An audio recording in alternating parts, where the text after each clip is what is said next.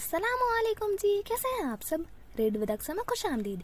आज मैं हाजिर खिदमत हूँ बुच्ची चिकन बाय अमाया खान का थर्ड एपिसोड का सेकंड पार्ट लेकर। तो चलो चलते हैं नॉवल के जानिब।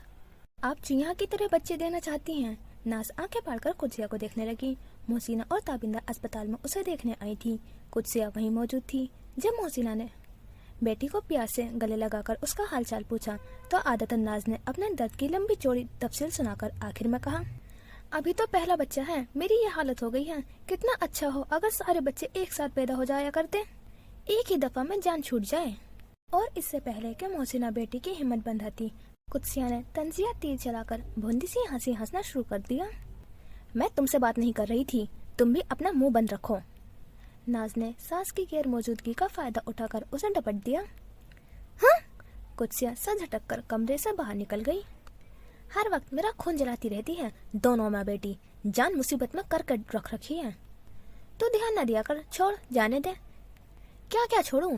अभी सुबह उबैद की माँ बाप आए, बच्चे का नाम रखा, अजान दी, घुट्टी पिलाई और चलते बने, मेरा हाल तक नहीं पूछा। अच्छा, क्या नाम रखा है बेटे का? ताबिंदा खाला बनने की खुशी में दौड़ी दौड़ी आई थी। शाहजेब, बेटे का जिक्र करते हुए बेइख्तियार उसका चेहरा ममता के नूर से जगमगा उठा। सबिया बेगम समझ रही थी कि औलाद हो जाने के बाद नाज़रीन खुद ही तालीम की मुकम्मल करने का ख्याल दिल से निकाल देगी, मगर उनका अंदाजा गलत साबित हुआ। अपने 1.25 महीने के इख्तिताम तक वो उबैद को सैकड़ों बार उनका वादा याद दिलाने के साथ ही कई बार जता चुकी थी कि उसे हर हाल में अपना तालीमी सिलसिला वहीं से शुरू करना है जहाँ से मुनक़ता किया था। उबैद ने ये सूरत हाल सबिया बेगम की गोशे गुजार की तो वह कुछ देर को चुप सी हो गई। बेटे को इनकार करते ही वह उसकी नज़र में बुरी बनती, जो उन्हें हरगिज मंजूर न था। तो अनकरहन उन्होंने इजाज़त देना ही पड़ी। नाज़नीन ने भी सुख का सांस लिया। कम अज़ कम दिन का कुछ हिस्सा तो घर से बाहर गुजारने को मिले था, वरना इस घर में रहते हुए वो डिप्रेशन की मरीज़ बनने जा रही थी। उसने फौरन आलिया से राब्ते किया और उसकी मदद से दोबारा ही कॉलेज ज्वाइन कर लिया। शादी और फिर बच्चे की विलादत। नाज़रीन का पूरा साल ज़ाया हो चुका था। अब आलिया उससे 1 साल सीनियर थी। सुबह उबैदुल रहमान उसे कॉलेज छोड़ते हुए और वापसी में वो आलिया के साथ आया करती थी। शाहजेब को उसने शुरू दिन से ही फीडर पर लगाया कर हुआ था ताकि उसकी पढ़ाई का हास ना हो। सास और नंद मिलकर उसके बेटे की देखभाल करती थी जब तक वो घर वापस न आ जाती। लेकिन वापस आने के बाद उसे रात तक मुसलसल काम पर लगाए रखना सबिया बेगम ने जैसे खुद पर लाजिम कर लिया था। पहले पहल तो नाज़रीन खामोशी से सब करती रही, फिर एक दिन उसका सब्र जवाब दे गया। दोपहर में सब घर वालों के लिए रोटी डालना अभी तक उसकी जिम्मेदारी थी। अपनी फाइल्स वगैरह बरामदे में रखकर जब वो किचन में आई तो चकरा कर रह गई। सबिया बेगम और कुदसिया दोनों मिलकर किचन की अलमारियों से सब सामान बाहर निकालती जा रही थी और साथ साथ हंस रही थी। नाज़रीन ने सलाम किया तो सबिया बेगम ने फौरन संजीदगी का लिबादा ओढ़कर सलाम का जवाब देते हुए कहा, अच्छा हुआ बहू तुम आ गई, अब खुद ही संभाल कर रखो ये चीजें। उन्होंने तमाम बर्तनों और मसाले के डिब्बों की तरफ इशारा किया। एक कॉकरोच नजर आया था हमें चमचों के दाराज में, सोचा और जाने कितना हो, अब तुम ही अच्छी तरह देखभाल कर सब समेट कर रखो। सबिया बेगम इतना कहकर कुदसिया के साथ बाहर निकल गई। शाहजेब ने दूध के लिए बिलखना शुरू कर दिया था। उसकी समझ में न आया वो पहले रोटी डाले, किचन समेटे या बच्चे को दूध बना कर दे। उसने कोशिश करके काउंटर पर थोड़ी सी जगह बनाई और शाहजेब के लिए फीडर तैयार किया। अभी वो सिर्फ 3 माह का था, उसे गोद में लेकर दूध पिलाना पड़ता था। उसने कुदसिया से मदद मांगी तो उसने साफ इनकार कर दिया। भाभी मैं तो नहाने जा रही हूँ, पसीने से बुरा हाल है, आप रोटी डालकर खुद ही पिला दीजिएगा। उस दिन नाज़रीन बहुत परेशान हुई। साफ नजर आ रहा था कि सबिया बेगम ने महज उसे तंग करने के लिए ये बखेड़ा डाला था। उसने उबैद से बात की। उबैद उसकी सारी शिकायत बेतवज्जी से सुनते बदसतूर टीवी पर नजरें जमाए लेटे रहे तो उसे बहुत गुस्सा आया। मैं इतनी देर से बकवास किए जा रही हूँ, आप सुन क्यों नहीं रहे हैं? क्या सुनूं नाज, तुम हर रोज इसी तरह मुझसे बातें करती हो, क्या सुनूं मैं? शदीद बेजारी के आलम में वो उठकर बैठ गया। सब कुछ तुम्हारी मर्जी से हो रहा है, फिर भी तुम्हारी शिकायतें खत्म नहीं हो रही, अब क्या चाहती हो मुझसे? उबैदुल रहमान को सबिया बेगम हर रोज सुनाया करती थी कि शाहजेब को संभालते हुए उन्हें किन मुश्किलात का सामना करना पड़ता है। उन्हें शर्मिंदगी होने लगती थी। बुढ़ापे में बजाय उसके कि उन्हें आराम दिया जाता, الٹا عبید نے اپنی اولاد بھی پرورش کے لیے ان کے حوالے کر دی تھی۔ تمہیں کبھی توفیق نہیں ہوئی کہ جھوٹے منہ میری ماں کا شکریہ ادا کر دو، جو تمہاری ذمہ داری بھی خود اٹھا رہی ہیں۔ عبید نے اسے شرم دلائی اور ناز کے تو جیسے آگ ہی لگ گئی۔ کیا ذمہ داری اٹھا رکھی ہے انہوں نے؟ میں کالج سے واپس آتی ہوں تو میرے لیے ہزاروں کام باورچی خانے میں منتظر ہوتے ہیں۔ شاہزیب کو دھلاتی ہیں، نہ صاف کرتی ہیں، یوں ہی گندے میں پڑا رہتا ہے۔ اسے نہلاؤں میں، صاف میں کروں، کھانا میں پکاؤں، روٹی بھی ڈالوں، صفائیاں بھی کروں، پھر اوپر اپنے کمرے کو بھی ٹھیک کرنا میرا ہی فرض ہے۔ آخر کرتی کیا ہے وہ جس کا میں احسان مانوں؟ جواب دیں۔ اگر اتنی ہی مصیبت پڑ رہی ہے تو چھوڑ دو پڑھائی، گھر پر رہو اور بچے کی صحیح طریقے سے دیکھ بھال کرو، میرا کان کھانے کی ضرورت نہیں ہے۔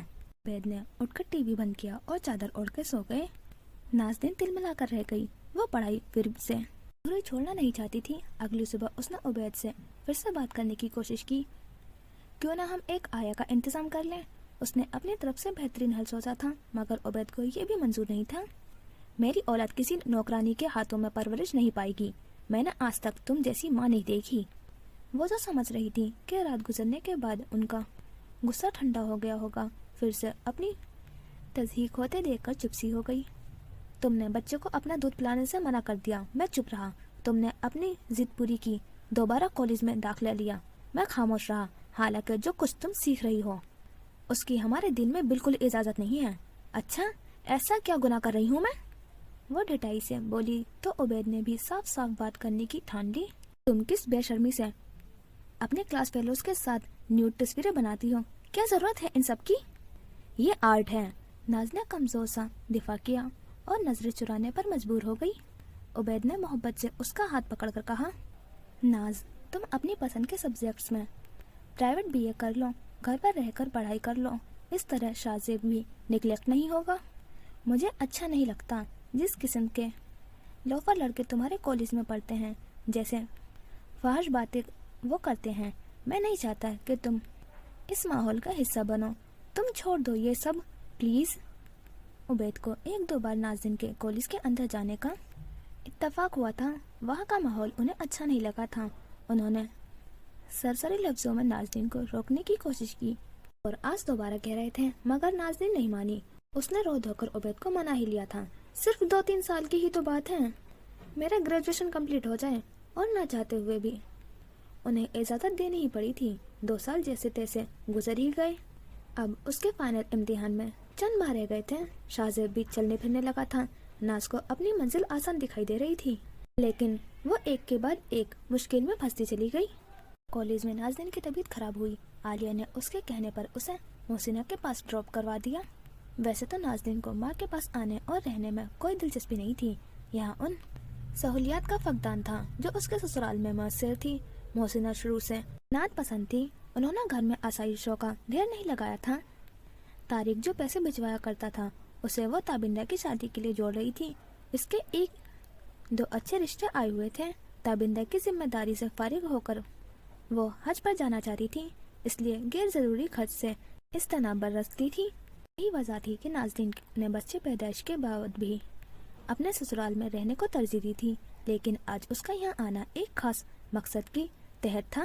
جس مصیبت میں وہ پھنس چکی تھی صرف ماں ہی اسے نجات دلا سکتی تھی۔ محسنہ کمرے میں بستر پر لیٹی نازنین کے لیے نمکین لسی لے کر آئی تو اس نے اپنی آمد کی وجہ بیان کر دی۔ کیا کہوں نازنین؟ محسنہ ہکا بکا بیٹھی شکل دیکھنے لگی۔ ہاں امی جی، مجھے نہیں چاہیے، ابھی میں یہ مصیبت مول نہیں رہ سکتی، مجھے رضیہ خالہ کے پاس لے چلو۔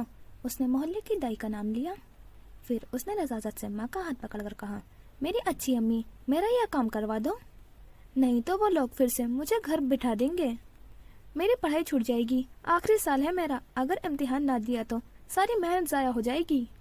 میں تیرے میاں سے بات کروں گی، وہ سمجھا لے گا تیرے ساس کو۔ تو ایسا نہ کر، یہ اللہ کے کم ہوندے نے ایسا کچھ نہیں کر سنگے ہنگے۔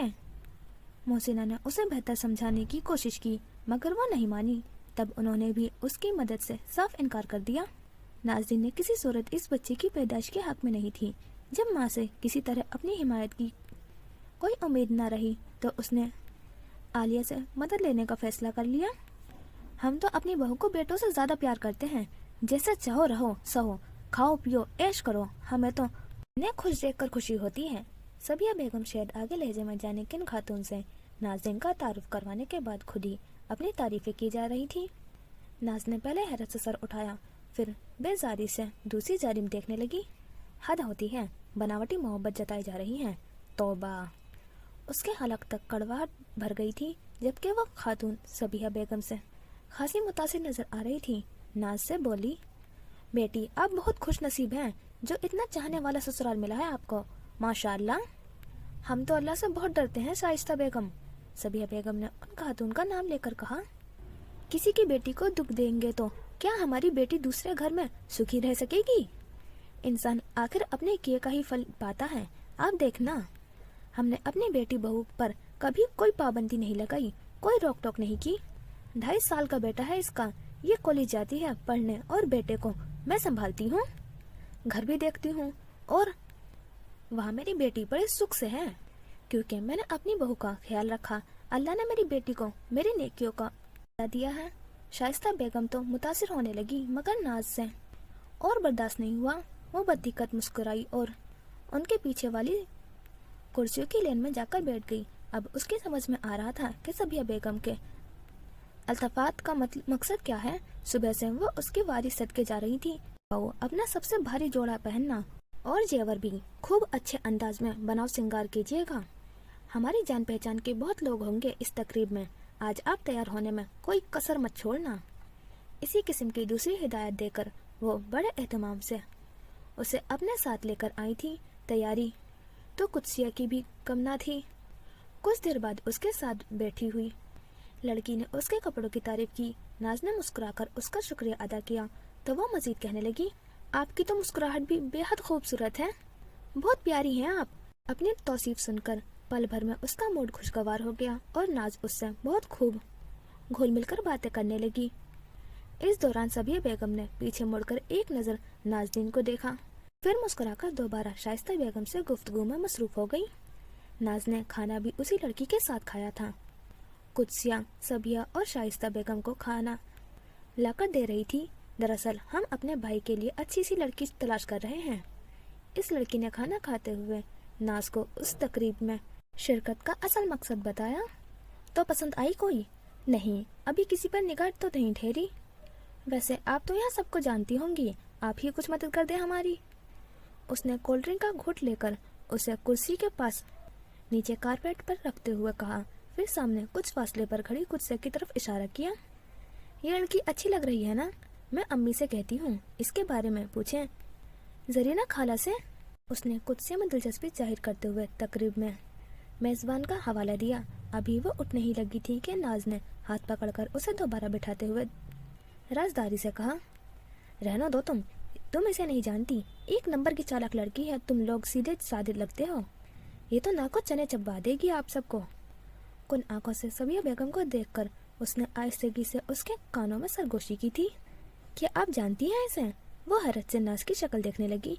हाँ, छोटी नंद है मेरी।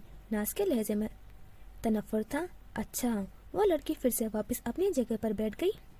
फिर तो आप ज्यादा बेहतर पता होगा, वैसे देखने में तो सीधी सादी लगती है।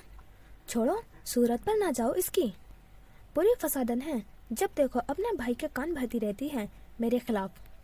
आपकी सास तो रोकती नहीं अपनी बेटी को। वो क्यों रोकेंगी, उल्टा उसके साथ मिलकर मेरी जिंदगी अजीरन कर रखी है। वो देखो सामने गुलाबी कपड़ों में खड़ी हैं, शायद तुम जानती हो उन्हें। नाज ने उसकी तवज्जो दिलाई। अभी ऐसा बन बनकर बातें कर रही हैं जैसे दुनिया की बेहतरीन सास हो। अपने मुंह मियां मिट्ठू बनने के सारे रिकॉर्ड तोड़ डाले हैं। मोहतरमा ने, हम तो अपनी बहू को बेटी समझते हैं। उसने मुंह टेढ़ा करते हुए सबिया बेगम की नकल उतारी। असल में ये सब लोग मुझसे जलते हैं। उबैद मेरे शोहर ने जिद पकड़ ली थी मुझसे ही शादी करने की, और ये राजी ना थे। अपनी बदशक्ल भांजी से बेहाना चाहती थी, उन पर बस ना चल सका, बदले में मुझसे लिए जा रही हैं। सारा दिन जली कटी सुनाती रहती हैं। शादी पर बड़ा तंग किया उन्होंने। हक में 32 रुपया बांधा है इन्होंने। ऐसा छिलका सा जेवर दिया बरी में, ऊपर से 100 बातें अलग सुनाई। अल्लाह दुश्मन को भी ऐसी ससुराल न दे जैसी मुझे मिली है। नाज ने खूब दिल के फपोले फोड़े। घर जाने का इशारा मिलने तक नाज़रीन अपनी नई सहेली को اور بہت کچھ بتاتی رہی اور وہ لڑکی نہایت ہمدردی سے اس کے دکھڑے سنتی رہی۔ عبید میاں، آپ کو توقیر میاں کیسے لگے؟ بھائی ہمیں تو پورا خاندان بہت پسند آیا ہے، نہایت سلجھے لوگ ہیں۔ متی الرحمان نے تقریب سے واپسی پر گاڑی میں بیٹھے بیٹے کی رائے طلب کے ساتھ ہی اپنی پسند کا بھی فوراً ہی اظہار کر دیا۔ جی ابو، لڑکا بھی اچھا ہے، پڑھا لکھا سمجھدار ہے، پورا خاندان ہی نہایت خوش اخلاق ہے۔ ان کی بیٹی سکینہ بہو بیگم سے یوں گھل مل گئی تھی جیسے برسوں کی جان پہچان ہو۔ لو، یہ کیا کہہ رہی ہیں؟ ناز نے حیرت سے ساس کی جانب دیکھا۔ کون امی بیگم؟ کس کی بات کر رہی ہیں آپ؟ سکینہ کی بات کر رہی ہوں۔ اور کس کی؟ شائستہ بیگم کی بیٹی ہی تو تھی وہ، جس کے ساتھ تم پوری تقریب میں پکی سہیلیوں کی طرح گفتگو کرتی رہی۔ یہ انکشاف سن کر نازنین کا دماغ بھگ سے اڑ گیا۔ یہ کیا ہو گیا تھا؟ وہ اپنی دھن میں کہتی رہی۔ 3 ہفتے پہلے شائستہ بیگم ہمارے گھر آ کر قدسیہ کو دیکھ گئی تھی۔ تم تو اپنی پڑھائی میں ہی اتنی مصروف رہتی ہو، شاید دھیان نہیں گیا تمہارا۔ شائستہ بیگم اپنے شوہر کے ساتھ آئی تھی، انہیں ہمارا رہن سہن طور طریقہ بےحد پسند آیا تھا۔ میرا خیال ہے شائستہ بیگم کل ہی رشتے کے لیے ہاں کہہ دیں گی، کہہ رہی تھی فون کریں گی کل دوپہر تک۔ صبیہ بیگم بےحد خوش تھی اور نازنین سوچ سوچ کر پاگل ہو جا رہی تھی۔ کس چالاکی سے اس معصوم شکل والی سکینہ نے ناز نے سب کچھ اگلوا لیا تھا اور وہ بے وقوف کی طرح ہر بات کہتی چلی گئی۔ اب اللہ جانے اس غلطی کا خامیازہ کون کون بھگتے گا۔ ناز سارا راستہ بےحد پریشان رہی تھی۔ اگلا دن بلا شبہ اس کی زندگی کا سب سے تاریک دن بننے والا تھا۔ رحمان سے نیند پوری نہ ہونے کا بہانہ کر کے اس نے کالج سے چھٹی کی۔ جب وہ بھی گھر سے باہر نکل گئے تو نازنین اپنے کمرے میں آ گئی۔ عالیہ نے اسے میڈیکل اسٹور سے استقاط حمل کی گولیاں لا کر دی تھی۔ کل رات کی تقریب کا پورا حوال خود بن کر دماغ سے چمٹا ہوا تھا۔ وہ مضطرب تھی، مگر اس کام میں مزید دیر کرنا بھی مناسب نہیں تھا۔ اسے جلد سے جلد اسے ٹینشن سے چھٹکارا حاصل کرنا تھا۔ یہ فیصلہ کرتے ہی اس نے گولیاں پانی کے ساتھ نگل لی اور چادر اوڑھ کر لیٹ گئی۔ شاہزیب حسب معمول اپنے دادی دادا کے پاس تھا۔ متی الرحمان اس کے بنا ناشتہ نہیں کرتے تھے۔ صبیہ بیگم بے تابی سے شائستہ بیگم کی کال کی منتظر تھی، جو انہیں دوپہر سے پہلے ہی موصول ہو گئی۔ ان کی طرف سے صاف انکار، قطعی غیر متوقع صحیح، پر اصل ستم تو انکار کی وجہ نے ڈھایا تھا۔ شائستہ بیگم نے نازنین کی کئی ایک بات ان کے سامنے منومان رکھ دی تھی۔ اس کے علاوہ بھی انہوں نے صبیہ بیگم کی خوب بے عزتی کی تھی۔ صبیہ بیگم حیران پریشان آپ سنیے تو ہی کہتی رہ گئی اور دوسری طرف سے فون بند کر دیا گیا۔ صبیہ بیگم اپنا سر تھام کر پاس پڑی کرسی پر ڈھہ گئی۔ متی الرحمان بھاگے بھاگے آئے، دیکھا تو ان کے ہاتھ پاؤں پھول گئے تھے۔ صبیہ بیگم کی طبیعت اچانک ہی خراب ہو گئی تھی، شاید بی پی شوٹ کر گیا تھا۔ اس وقت متی الرحمان صبیہ بیگم کو کمرے کے اندر لائے اور بستر پر لٹانے کے بعد عبید کو فون کر کے فوراً گھر پہنچنے کا حکم دیا۔ ماں کی طبیعت کا سن کر عبید گھر آنے میں دیر نہیں لگائی تھی۔ وہ فوراً ہی ماں کے کمرے میں چلے آئے تھے۔ صبیہ بیگم کا بلڈ پریشر تو نارمل ہو گیا تھا، لیکن اب تک روئے جا رہی تھی۔ متی الرحمان نے عبید کی شکل دیکھتے ہوئے کہا، جائیں نازنین کو بلا کر لائیں، آپ کے سامنے ان سے بات ہوگی۔ عبید الرحمان والد کے غصے سے اچھی طرح واقف تھے، سو چپ چاپ نازنین کو بلانے چل پڑے۔ عبید الرحمان کو اپنے کانوں پر یقین نہیں آ رہا تھا، بھلا نازنین نے یہ انتہائی قدم کیوں اٹھایا تھا، لیکن ڈاکٹر جس یقین سے بات کر رہی تھی اسے جھٹلایا بھی نہیں جا سکتا تھا۔ آگے بہت احتیاط کی ضرورت ہے، ورنہ آپ کی مسز ماں بننے کی صلاحیت کھو دیں گی۔ ڈاکٹر ہدایت دینے کے بعد وہاں سے چلی گئی۔ عبید ناز کے پاس کمرے میں آ گئے۔ وہ ابھی تک بے ہوش تھی۔ عبید بھی اختیاری میں اسے دیکھے چلے گئے۔ آج بھی وہ انہیں اول روز کی طرح حسین اور پرکشش نظر آ رہی تھی۔ ایک بیٹے کی ماں بن جانے کے باوجود اس کا حسن ویسے کا ویسا ہی تھا جس پر وہ اپنا دل ہار بیٹھے تھے۔ محبت کرنا، اپنی محبت کو حاصل کرنا جتنا پر لطف اور کیف آ گئی تھا، محبت کے ساتھ نبھانا اسی قدر عذاب بن گیا تھا۔ نازنین ایک بے حد مشکل عورت تھی۔ جو کچھ اس کے لیے وہ کرتے آئے تھے آج تک ان کے پورے خاندان میں کسی عورت کے لیے نہیں ہوا تھا، اس کے باوجود وہ خوش نہیں ہوتی تھی۔ جب متی الرحمان نے ناز کو نیچے بلوایا اور صبیہ بیگم نے اس سے صاف صاف پوچھا کہ قدسیہ کے متعلق اس نے سکینہ کو کیا کیا باتیں کہی ہیں، تو وہ آئیں بائیں شائع کرنے لگی۔ متی الرحمان کے ڈپٹنے پر اس نے صفائی سے جھوٹ بول دیا کہ اس نے گھر کی کوئی بھی بات سکینہ کے سامنے نہیں کہی۔ آپ لوگ میری بات پر یقین نہیں کریں گے، باہر سے کوئی بھی آ کر مجھ پر الزام لگا دے تو وہ سچا اور میں جھوٹی۔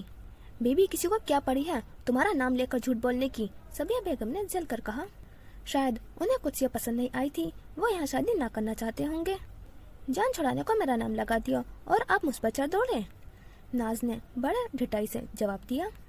अगर उन्हें इनकार करना होता तो वो कुछ भी कह सकते, लेकिन उन्होंने ये कैसे मालूम हुआ कि ये मैंने अपनी माँ की भांजी को ठुकरा कर तुमसे शादी की? मेरा हक महर 32.25 रुपए बांधा गया है, ये सब कुछ तुमने कहा? तभी तो उन्हें मालूम हुआ, वरना कैसे पता चला? उबैद ने नाज के झूठ को पकड़ लिया। यहाँ किसी ने मुझे कभी इज्जत नहीं दी, अपने घर का फर्ज नहीं समझा। कुदसिया के रिश्ते की बात चलती रही और मुझे कानों कान खबर ना हुई। किसी ने मुझे बताने की जहमत गवारा नहीं की। मुझे घर के मामलात में शामिल नहीं किया जाता। क्यों? पर मुझे इब्तदा से शामिल रखा जाता तो ये सब ना होता। अपनी नेकियों का डोरा पीटने के लिए सजा सवार कर मुझे साथ ले गई। नाज ने बराह रास्त सबिया बेगम को मुखातिब किया। दुनिया को ये दिखाने के लिए कि हम अपनी बहू का बहुत ख्याल रखते हैं। कल शाम मुझसे 16 सिंगार करने को कहती रही। एक बार बता देती, कहाँ ले जा रही हैं, क्यों ले जा रही हैं? तमीज से बात करो मेरी माँ से। उबैद उसकी गुस्ताख लहजे पर सख्त स्टाइल में आ गए।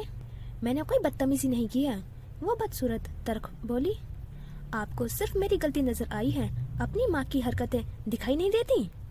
और उबैद उससे ज्यादा बर्दाश्त नहीं कर सकते थे।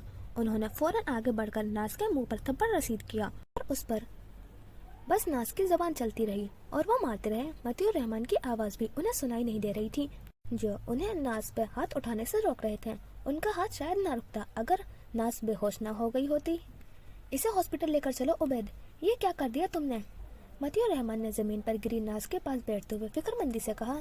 उबैदुर रहमान का पारा चढ़ा हुआ था। वह नाज़नीन को यूं छोड़कर कमरे से बाहर निकल गए। कुदसिया और गुलनाज वापस आ चुकी थी। इस हंगामे ने उनके हवास मातल कर दिए थे।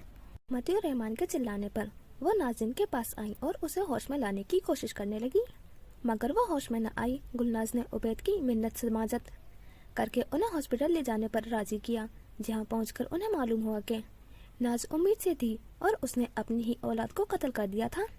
नाज की इस हरकत ने उबैद को बहुत कुछ सोचने पर मजबूर कर दिया। उन्हें पहली बार एहसास हुआ था कि नाज से शादी करके उन्होंने बहुत बड़ी गलती कर दी है। एक गलत फैसले ने उनकी पुरसुकून जिंदगी गारत कर दी थी। सब कुछ बदल गया था। उसे बेहद नकाहत महसूस हो रही थी। हॉस्पिटल से आए तीसरा दिन हुआ था, मगर अभी तक तबीयत संभल नहीं पाई थी। 3 महीने का बच्चा जो उसके वजूद का हिस्सा रहा था, उसे निहायत बेदर्दी से नोच कर फेंका था। दवाओं ने उसकी अपनी जान भी निचोड़ कर रख दी थी। ऊपर से उबैद की नाराजगी उसे परेशान कर रही थी। हॉस्पिटल से आने के बाद उन्होंने एक बार भी उसका हालचाल नहीं पूछा था। वो उसे यकसर नजरअंदाज कर रहे थे। मोहसिना को इत्तला मिली तो वो बेटी को देखने आई। उस हालत में जब सारी दुनिया उससे खफा थी, माँ का मेहरबान रवैया देखकर पहली दफा उसे उस रिश्ते की कदर कीमत का अंदाजा हुआ था और वह मोहसिना के गले लगकर फूट फूट कर रो रही थी। मोहसिना ने उबैद से नाज को अपने साथ ले जाने की इजाजत मांगी तो उन्होंने साफ इनकार कर दिया। उन्होंने अपनी बीवी पर बिल्कुल भरोसा नहीं था, वो दोबारा ऐसी हरकत कर सकती थी। तजलील क्या होती है, इससे पहले शायद नाज को अंदाजा नहीं था। तजलील वो नहीं थी जो बावर्ची खाने का काम करते हुए कुदसिया और सबिया बेगम की तंजिया गुफ्तगू सुनकर वो महसूस क्या करती थी। असल जिल्लत का सामना तो अब किया था उसने, जब सब लोगों के साथ उबैद का रवैया भी बदल गया था। घर के काम कली तौर पर अब उसकी जिम्मेदारी बना दिए गए थे, जिन्हें तमाम करते हुए वो सुबह से रात कर देती। फिर भी मामूली सी कोताही पर उसे बुरी तरह झड़क दिया जाता था और ये काम उबैद किया करते थे। पहली बार उन्होंने नाज को सबके सामने जोर से डांट दिया जब वो खाने की मेज पर चटनी रखना भूल गई थी। बुलंद आवाज में चिल्लाते हुए उन्होंने नाज को सख्त सुस्त कहा था। उस दिन के बाद घर के तमाम अफराद के मुंह पर लगे लिहाज के ताले भी टूट गए थे। जिसके मुंह में जो आता कहने लगता, कुदसिया भाई के सामने मीसनी बनकर खामोश रहती, मगर बाद में हर तरह की कसर निकाल लेती। उसकी पढ़ाई छुड़वा दी गई थी। अब तुम कॉलेज नहीं जाओगी।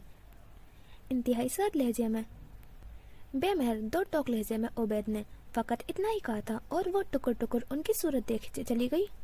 मतीउर रहमान ने अकेले में उबैद को बहुत डांटा था। उनके खानदान में आज तक औरत पर हाथ नहीं उठाया गया था। उन्होंने वालिद की डांट खामोशी से सुन ली थी, मगर नाज के सामने अपना सख्त रवैया हनूज बरकरार रखा था। वह समझ रहे थे कि उस तरीके से वो नाज़नीन की फितरत बदल पाएंगे। शायद वो उनकी मोहब्बत पाने के लिए खुद को एक अच्छी बीवी साबित करने की कोशिश करेगी। इतना जरूर हुआ था कि अब वो खामोश रहने लगी थी। कुत्सिया के लिए एक और रिश्ता आया था। अब चौके वो सारा दिन घर पर ही होती थी, इसलिए उसे फौरन ही मालूम हो गया था। सबिया बेगम ने भी राजदारी बरतने के बजाय मेहमानों की खातिर रज़ा के लिए उससे कुछ चीजें पकवाई थी। वो समझे अब उनका गुस्सा उतर चुका है और उन्होंने उसे माफ भी कर दिया। निहायत दिल जमे से उसने तमाम स्नैक्स तैयार किए। शाम तक वो किचन में ही मसरूफ रही। उबैदुर रहमान भी जल्दी घर आ गए थे। कुछ देर में माँ के पास बैठकर वो बावर्ची खाने में आए तो नाज़नीन ने उनसे कहा, बस सब कुछ तैयार है, मैं 10 मिनट में तैयार हो जाऊंगी। उनके आने में अभी आधा घंटा है ना। उसने ब्रेड रोल निकालते हुए प्लेट में उन्हें तसल्ली दी थी। तुम ऊपर चली जाओ, बाकी काम गुलनाज कर लेगी, मैंने बुलाया है उसे। उसे क्यों बुला लिया? सारा दिन स्कूल में दिमाग खपाती है, अब आप इन कामों में लगा देंगे उसे? मैंने कर तो लिया है सब कुछ। जितना तुमसे कहा जा रहा है उतना ही करो, छोड़ दो ये काम और जाओ सीधे ऊपर। उबैद को शायद गुस्सा आ गया था। उसने खामोशी से फ्राई रोल कढ़ाई से बाहर निकाले, चूल्हे की आंच आहिस्ता की और कपड़े से हाथ पोंछकर बाहर निकलते हुए बोली, मैं अभी नहा कर आती हूँ, फिर बाकी रोल भी फ्राई कर दूंगी। कोई जरूरत नहीं है, तुम ऊपर ही रहोगी। मैं नहीं चाहता मेरी बहन की खुशियों पर तुम्हारी मनहूस साया भी पड़े। नाज़नीन ठिठक कर रुक गई और बेयकीनी से उबैद को देखे चली गई। इतनी खिदमत, आजिज़ी और फरमाबरदारी के बावजूद उनका दिल अभी तक साफ नहीं हुआ था। उबैद तो क्या, सबिया बेगम और मतियुर रहमान भी अब तक उस हरकत को याद रखे हुए थे। रिश्ता तय हुआ, तारीख तय की गई, फिर कुत्सिया की धूमधाम से शादी भी कर दी गई और वो पिंडी चली गई। वलीमे में शिरकत की गर्ज से घर वाले और रिश्तेदार सब एक कोच में पिंडी गए थे। किसी एक मौके पर भी नाज़नीन शिरकत नहीं कर सकी। उसे मोहसिना के पास भेज दिया गया था। नाज को इस बार गुस्सा नहीं आया था, उसे सदमा हुआ था, शदीद सदमा। जिंदगी उसके साथ ऐसा बर्ताव करेगी उसने कभी ख्वाब में भी नहीं सोचा था। मैं ऐसी हिरनी हूँ आलिया, जिसे शेर ने अदमुआ करके जमीन पर गिराते ही बम्बोलना शुरू कर दिया है। मैं अपनी आंखों से लम्हा बलम्हा खुद को मरते हुए देखती हूँ। ऐसी तकलीफ दे जिंदगी जी रही हूँ, मौत जिससे बदतर इससे जहाँ बेहतर है। आलिया ने सर उठाकर नाज़नीन के चेहरे को गौर से देखा, जिस पर शदीद अजियत, दुख और तकलीफ की दास्तान रकम थी। तुम सोच भी नहीं सकती ये लोग मेरे साथ क्या करते हैं। मेरा हुस्न, एतमाद, सलाहियतें सब बेमायने हैं। उन्हें मुझ में कोई खूबी नजर नहीं आती। मैं खत्म हो जाऊंगी। मेरी बुराइयां, मेरी खामियां कभी खत्म नहीं होंगी। नाज़नीन दोनों हाथों में सर थाम कर बेबसी से फूट फूट कर रो पड़ी। आलिया ने उसे खुलकर रोने दिया। उबैद ने मुझे धोखा दिया है, अपना एक भी वादा पूरा नहीं किया। उसने मेरी स्टडीज तक कंप्लीट नहीं होने दी। रात गए, उसकी वापसी होती है। कुछ कहूँ तो जानवरों की तरह मारने पीटने लगते हैं। इतनी गलीज जबान इस्तेमाल करते हैं कि तुम तसव्वुर भी नहीं कर सकती। मैं सारा दिन बेगार काटती हूँ, उसके बच्चे पालती हूँ, उसकी माँ की बकवास सुनती हूँ, घर के सारे काम करती हूँ, फिर भी वो मुझसे खुश नहीं है। अव्वल दिन से मुझे बदजबान, फूहड़ और बेगैरत कह रहा है। बेगैरत ही तो हूँ मैं, जो इतना सब कुछ होने के बावजूद भी उसके कदमों में पड़ी हूँ। नाज ने उल्टा हाथ भीगे चेहरे को साफ करते हुए बेबसी से कहा, तो आलिया ने उसे टोका, ये सब तुम्हारा क्या धरा है? मैंने क्या किया? उन लोगों ने तुम्हें बेवकूफ बना दिया और तुम बन गई। अपने आप को पहचानो नाज़नीन, तुम हीरा हो, अनमोल हो, बेशकीमती, मगर ये लोग जोहरी नहीं हैं। इन्होंने तुम्हारी कदर नहीं की। दुनिया करेगी, अपने टैलेंट को इस्तेमाल करो। आलिया जैसे नाज के बदन में नई रूह फूंक रही थी, उसके हाथ कपकपाने लगे। तुम इतनी टैलेंटेड हो, कॉलेज में तुम्हारे प्रोजेक्ट्स बेहतरीन हुआ करते थे। तुम तो हर फन मौला हो, शायरी, ड्रामा, स्टोरी राइटिंग, हर शूबे में कमाल परफॉर्मेंस होती है तुम्हारी। कॉलेज का कोई फंक्शन हुआ था कभी तुम्हारे बगैर? नाज़नीन, तुम आज भी बहुत कुछ कर सकती हो। उन पुराने दिनों की यादें, जब चार जानिब सताइश भरी नजरें और तहसीन आमेज जुमले सुनाई देते थे, उसके चेहरे को रोशन कर दिया था। आलिया अपनी बात का असर होता देखकर मजीद पुरजोश हुई। तुम फिर से काम शुरू करो, उसने चुटकी बजाते हुए नाज के सामने जमीन पर बैठते हुए आइडिया दिया। तुम इतनी अच्छी आर्टिस्ट हो, घर पर हजारों कामों के लिए वक्त निकालती हो, पेंटिंग करने पर भी ध्यान दो। मैं तुम्हारा काम एग्जिबिट करूंगी। कराची में आर्ट की बहुत कदर है, हाथों हाथ बिकेंगी तुम्हारी पेंटिंग्स। जो बीवी खुद कमा के खाएगी, शोहर उसे दबा नहीं सकता। उबैद तीर की तरह सीधा हो जाएगा। और फिर आलिया ने ड्रामाई अंदाज में पंजों के बल उचककर उसकी आंखों में आंखें डालते हुए कहा, तुम उससे अलहदा घर का मुतालबा कर देना। अलहदा घर? नाज़रीन ने ज़ेरे लब दोहराया। आलिया मुस्कुराई। हाँ, तुम्हारा अपना घर। आलिया जब तक लाहौर में रही बाकायदगी के साथ नाज़रीन से मिलने आती रही। वह कराची के एक मशहूर फर्म में इंटीरियर डेकोरेट की हैसियत से जॉब करती थी। उसके लिए नाज की पेंटिंग बिकवाना ज़्यादा मुश्किल नहीं था। नाज़रीन ने उसके जाते ही दोबारा काम शुरू कर दिया था। मतियूर रहमान के इंतकाल को 3 महीने होने वाले थे। आफिया को पाकिस्तान छोड़कर शफीकुल रहमान अबू धाबी रवाना हो गए थे। इंतहाई गैर महसूस अंदाज में आफिया ने नाज के बहुत से कामों को अपनी जिम्मेदारी बना लिया था। वो सबिया बेगम के नाश्ते और खाने का ख्याल रखने लगी और उन्हें वक्त पर दवाएं देना भी उसके फराइज में शामिल हो गया था। पहले पहल नाज को हैरत हुई क्योंकि सबिया बेगम को आफिया के कामों में कोई बुराई नजर नहीं आती थी। क्यों? उसका साफ मतलब तो यही था कि खराबी नाज में नहीं थी और न ही उसके लिए किए गए काम में थी, बल्कि सबिया बेगम जानबूझकर उसे सताया करती थी। खैर, जो भी था, नाज की जान छूट रही थी और वो बेहद सुकून महसूस करने लगी थी। उसने दोबारा से खुद पर तवज्जो देना शुरू कर दी। उसने पेंटिंग और वुडका रंग के चंद एक प्रोजेक्ट्स मुकम्मल कर लिए और आलिया के हवाले कर दिए थे, जिनकी अच्छी कीमत वसूल होने की उम्मीद थी। उसके हालात बदल रहे थे। खोया हुआ एतमाद बहाल होता जा रहा था। वो अक्सर बच्चों को लेकर नज़दीकी बाजार शॉपिंग करने चली जाती, उन्हें खिलौने और गिफ्ट्स खरीद कर देती और फिर उनकी मनपसंद आइसक्रीम दिलाकर वापस घर का रुख करती। इस सब का मकसद बच्चों की खुशी से ज़्यादा उनका एतमाद हासिल करना था। वो वही कर रही थी जो आलिया ने समझाया था। तुम्हारी शादी पर मेहर की रकम देखकर ही मुझे अच्छी तरह उबैद की फितरत का अंदाजा हो गया था। रही सही कसर तुम्हारे ससुराल वालों ने पूरी कर दी। मगर खुद को कमजोर मत समझो। बच्चों की हमदर्दी हासिल करने की कोशिश करो, वही तुम्हारी ढाल बनेंगे। उन्हें बताओ कि दादी और बाप किस तरह तुम्हें परेशान करते हैं। अगर बच्चे अपने बाप को तुम पर ज्यादती करने से टोक दें तो उबैद भी एहतियात करेगा। वो हरगिज ये नहीं चाहेगा कि उसकी औलाद उसे एक बुरा इंसान समझे। नाज़नीन ने आलिया के मुंह से निकली हर बात अच्छी तरह जहन नशी कर ली थी। समझदार तो वो खुद भी बहुत थी। वो जानबूझकर बच्चों के सामने कोई ना कोई वजीता खड़ा कर देती थी और फिर शोहर के बेकाबू गुस्से को तमाशा खुद भी देखती थी और उन्हें भी दिखाती थी। नतीजतन बच्चे बाप से सख्त मुतनफ्फिर होते जा रहे थे। अच्छा जी, तो ये हो गया हमारा पार्ट 2 कंप्लीट। और मुझे दोनों साइड की गलती लग रही है, क्योंकि अगर सबिया बेगम भी उसके साथ अच्छा सलूक करती तो वो कोशिश कर रही थी अपनी तरफ से सबको खुश करने की। उसके हर काम में कमी निकालने की वजह से उसने भी सब करना छोड़ दिया। और फिर सबिया बेगम का और गुलनाज दोनों का ही सलूक उसके साथ अच्छा नहीं है, तो दोनों ही एक दूसरे को गलत समझ रहे हैं। तो देखते हैं आगे क्या होगा। मिलते हैं इंशाल्लाह नेक्स्ट एपिसोड में। अपना ख्याल रखना, दुआओं में याद रखना। खुदा हाफिज़।